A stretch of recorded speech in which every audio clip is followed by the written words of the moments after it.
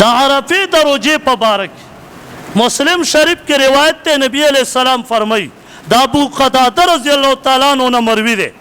مفهوم مبارک یې داسې دی وایي څوک د عرفې روژه ونیسي سبا د عرفې روژه ده نو یو نبی علیہ السلام فرمایي زه امید ساتم د الله نه چې د یو کال مخکینی او یو کال رستونی ګناهونه ول الله معاف کوي خو په دې کې یو بله خبره ده صرف د دې دپاره کومه چې وایې ورئ څوک در باندې اعتراض ونه کړي حدیث شریف کې راځي غلی ابو داود شریف کې چې د هفتې ورځې روژه نبي علیه السلام منې فرمایلې ده او سبا د عرفې ورځ ده او د هفتې ورځ ده نو څه به کې نو دا به تاسو ته څوک ووایي